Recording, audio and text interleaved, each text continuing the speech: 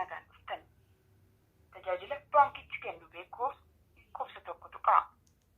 Gatii jijjiirraa maallaqoota biyya alaa baankichi guyyaa guyyaan gabaaf ittiin fayyadamu beekuuf lakkoofsa lama tuqaa. Harka fuunee akkam jirtu kabajamtootaaf jaallatamtoota hordoftoota ayyaanaa tuubii kan taatan marti keessan jirtu nagaa keessanii aan obboleessi keessan nagaa guddaan qaba. Keessan alaamanni maatii waatiin hundi nagaadha ammallee nagaadhuma hin qabne waaqayyo isiniif maatii keessaniif biyya keessaniif dabalee haalaatu jecha egaan guyyaa irraa viidiyoo gabaabduu gaaffii namoota hedduutiif deebii quubsaa laattu qabadhee isiniif dhiyaadheera. Kunis immoo akkasumaan haasofnee wal amansiisoo osoo hin taane kallattiidhumaan gara qaama dhimmichi ilaallatutti bilbiluudhaan dhugaa jiru wal hubachiifne yerootti darbinu ta'a jechuudha. Sanirra garuu namoonni YouTube chaanaalii kanaaf haaraa taatan ayyaanaa tuubii subscribe gochuudhaan akkasumallee viidiyoon yeroo irratti gadhiisu akka isin qaqqabuuf mallattoo bilbilaa sana tuquudhaan eeggadhaan isiniin jedha. Dabalata viidiyoon kun share isiniif ta'e yookaan immoo subscribe gootanii waan jirtaniif kallattiidhumaan isaan bira ga'ee jennaan viidiyoo kana daawwachuudhaaf qophootanii namoonni jirtan like gochuudhaan eegala. Namni akkuma keessan gaaffii wal fakkaataa qabullee waan jiruuf isaafillee share gochuudhaan eegalaan isiniin jedha.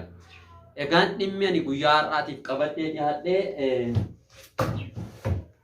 akkuma beekamu torbee darbee keessa baankiin daldala Itoophiyaa maamiltoonni isaa hunki isaan guutuu qaban waan jiruufi dirqama hunka yookaan foormii inni beeksisa irratti baase sana hin guutan yoo ta'e faayidaalee kanneen argachuu hin danda'anii jedhee waa muraasaa keessatti caqasee ture jechuudhaan dirqama maamiltoota isaatii achi keessatti beeksisa sana keessatti caqasee ture jechuudha.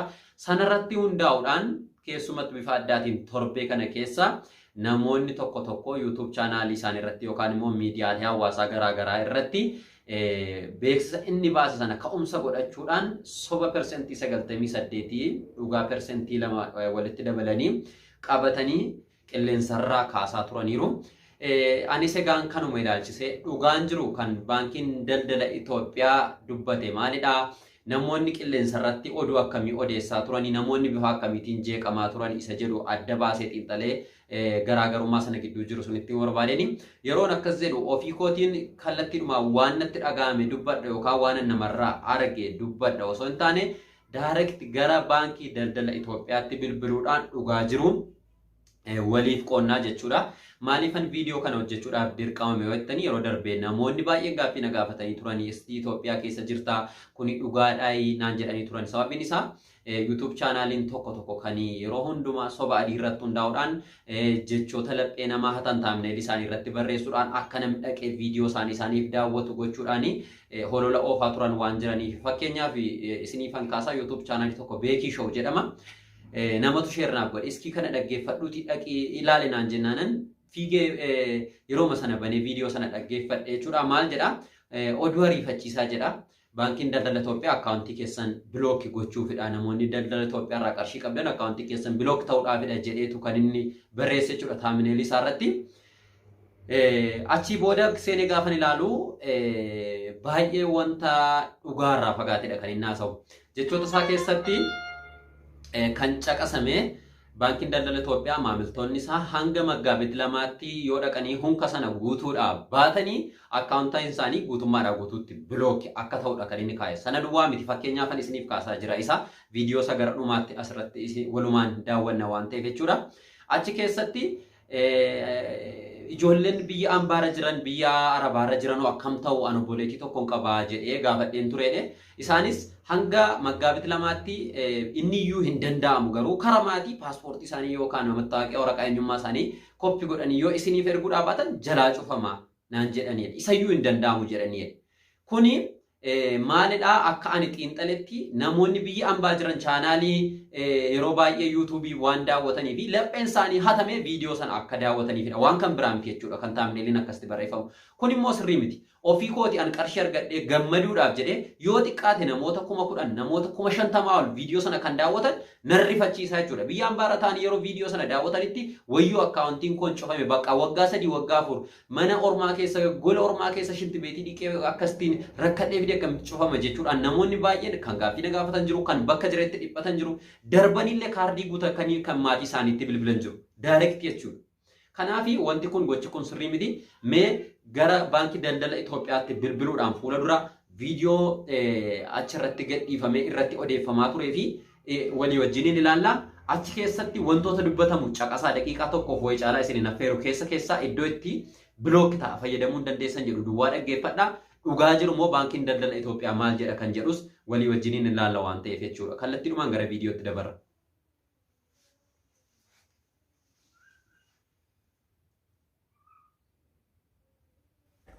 Ashama akkam jirtu daawwattoota Beekii Show bakka jirtu hundumatti nagaa waaqayyoo si waliin haa ta'u jecha har'a information ariifachaa tokko isii qabadhee fitan jira akkuma agartan mata duree gubbaatti baankoliin Itoophiyaa keessa jiranii akkaawuntii keessan bilook gochuudhaa fi harri guyyaa sadii qofataa fiitin jira. Kanaaf ergaa ariifachaa kana fudhachuudhaan waan gochuutiin qabdan isinittan hima. Information gaa qabadhiitan dhufee jira akkasumas baankiin biyyoolessaa Itoophiyaadhaaf beeksisa ariifachiisaa baasee waan jiruuf daftanii hojii irra oolchuu waan qabdaniif information gasii qabadhee dhufeetan jira.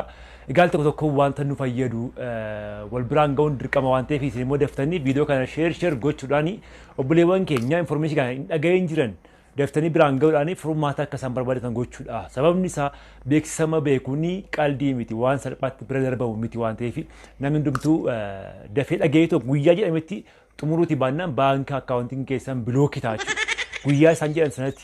Fakkeenyaaf aga Maggaabit lamaatti jedha beeksisa maariifaatiin bahee guyyaa lamaatti yookaan immoo ji'a amma harri ji'a 29 ji'a taanaa jiru kana guyyaa gaafa lamaa jechuudha yookaan jechuun guyyaa sadii qofataaf jechuudha.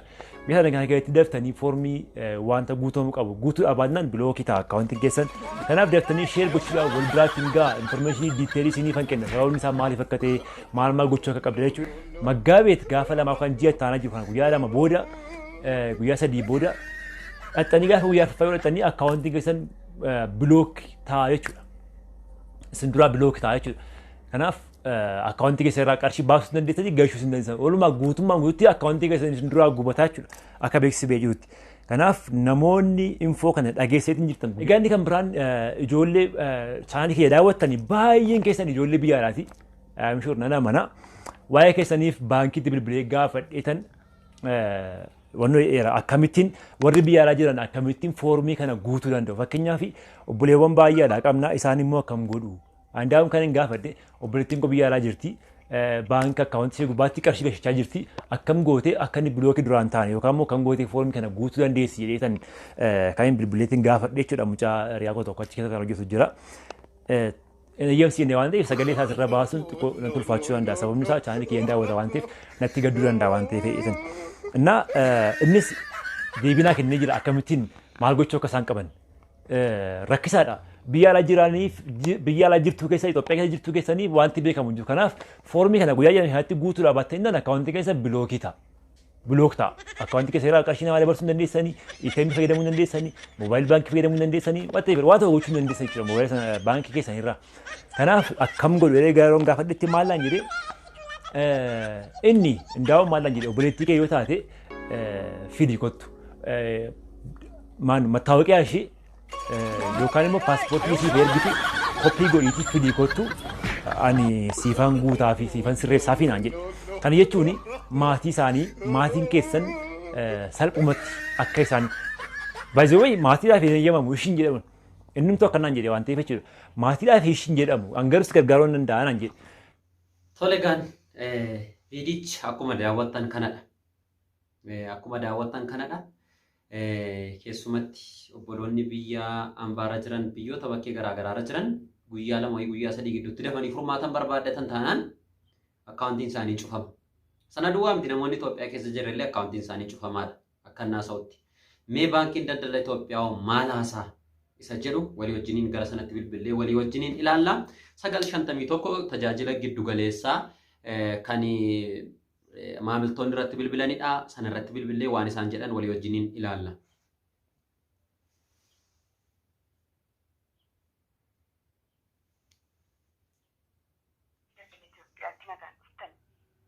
Tajaajila baankichi kennu beekuuf lakkoofsa tokko tuqaa. Gatii jijjiirraa maallaqoota biyya alaa baankichi guyyaa guyyaan gabaaf ittiin fayyadamu beekuuf lakkoofsa 2 tuqaa. Hojjettoota giddu galeessa tajaajila waamichaa argachuuf lakkoofsa 3 tuqaa. Waamichi keessan gara hojjettoota giddu galeessaatti darbaa jira. Maaloo sarara irratti eeggadhaa. bu'aa qulqullina tajaajilaa mirkaneessuuf akka gargaaruuf waraabamaa jira. Hojjettoonni giddu galeessa waamichaa maamiltoota biroo keessummeessaa waan jiraniif maaloo sarara irratti eeggadhaa.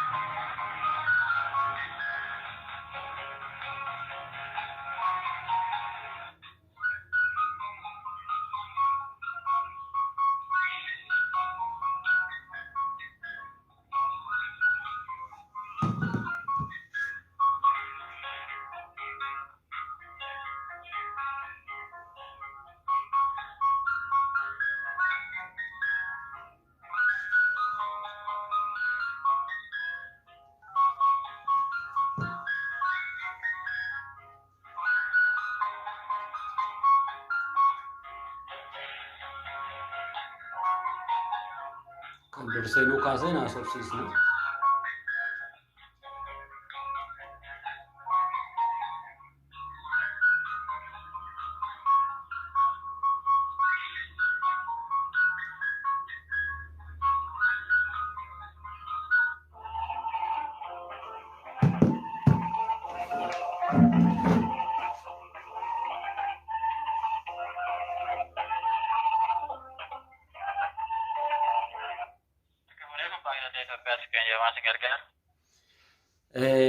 Gaaffii wayiin qabaayyuun siif bilbile yeroo darbe baankiin daldala Itoophiyaa maamiltoonni isaa hunka guutuu qaban yoo guutuudhaa baatanii faayidaalee kanneen argachuu hin danda'anii waan jedhu beeksisa baasee ture namiti.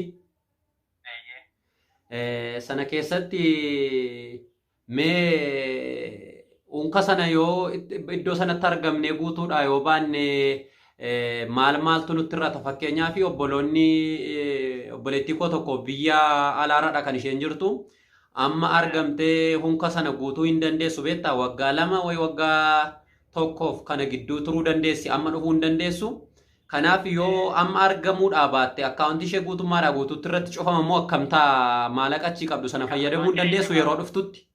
Akkaawuntii cufamtoota maallaqeetu bilooqii ta'a. Gaafa dhufte immoo tokko inni guddaan sababa maaliitiif turedha. Sababichi immoo sababa gahaadha jechuudha biyya alaa jiraachuu ishee. Kanaafuu dhiibbaa irratti ta'uu qabu gaafa dhufte inni sirra ta'a. Hello. Nageenye. Eeshi. Biyya alaa jiraachuun si rakkina qabuun jedhe gaafa dhufte sirreeffachuu dandeessi. Okay, yeroo dhuftu waggaa 1 isa ta'u waggaa 2 isa ta'u dhuftee akkaawuntii ishee banamee fayyadamuu dandeessi. Inni guddaan sababa maaliitiif sirreeffannee ni jedhu. Biyya alaa turuun ragaa gahaadha jechuudha.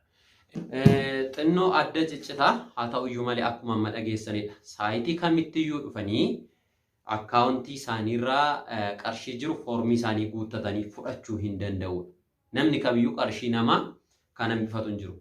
Maaliifi mootummaanis ta'ee baankiin daldala Itoophiyaas gaafa imaammata kana baasu giddugala godhateeti waan ta'eef qarshii namaan barbaadu jechuudha sammuudhaan hin yaada waan ta'eef. Kanaaf iyyuu kabajamtootaaf jaalatamtoota dhaggeeffattoota keenya oduu holola sobaatiin kan isin jeeqan yookaan immoo birriin keessanii nu guramaa saayitii kanaa kaasanii fayyadamuu hin dandeessanii jechuudhaan yaada hin taane kan isinitti dhiyeessanii akka hin fudhanne. Gabaabaadhumatti baankii daldala Itoophiyaarraa akka gaariitti kan dhaga'amu afaan Amaariffaatiin YouTube irratti hojjedhaa afaan Oromoffaatiin kun hojjedheera akka gaariitti irra deddeebitanii dhaggeeffachuu dandeessu.